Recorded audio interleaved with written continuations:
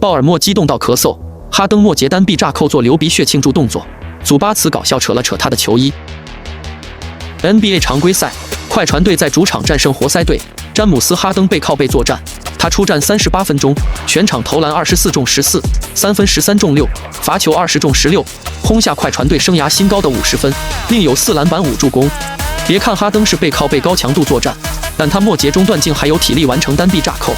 有趣的是，哈登在完成暴扣后搞怪，做出流鼻血的标志性庆祝动作。这一球不仅让快船队老板激动到咳嗽，还彻底点燃现场的气氛。